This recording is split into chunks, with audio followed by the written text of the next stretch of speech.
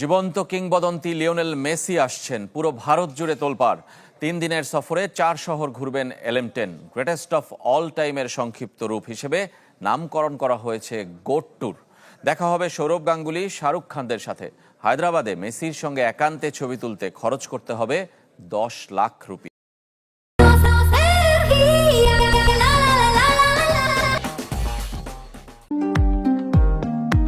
আবারও মেসি বরণে প্রস্তুত ভারত।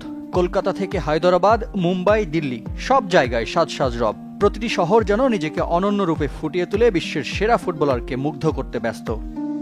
নভেম্বরে বিশ্ব চ্যাম্পিয়ন আর্জেন্টিনার ভারত সফর বাতিল হয়েছে। তবে 1 মাসের ব্যবধানে আসছেন আর্জেন্টাইন কিংবদন্তি লিওনেল মেসি, সঙ্গী লুইস সুয়ারেজ, রদ্রিগো দি পল। কলকাতা দিয়ে শনিবার শুরু হবে মেসির ভারত সফর। LM10কে বরণ করতে যেখানে বানানো হয়েছে 70 ফিট দীর্ঘ মুরাল।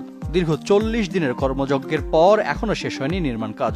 নিরাপত্তা ইস্যুতে সশরীরে উদ্বোধনী অনুষ্ঠানে না থাকলেও ভার্চুয়ালি যোগ দেবেন মেসি।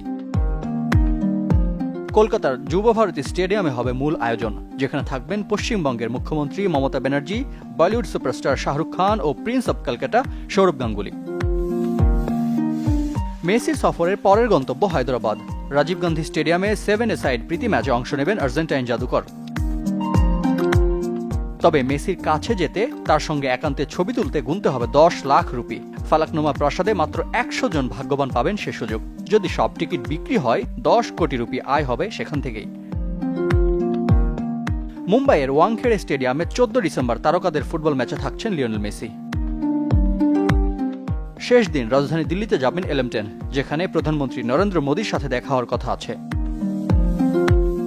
দ্য গোট ট্যুর শিরোনামে পুরো সফরের আয়োজক শতদ্রু দত্ত ইনিশিয়েটিভ। সর্বনিম্ন 4,500 মেসিকে সেই রোনালদো মেসির মতো হওয়ার চেষ্টা করি।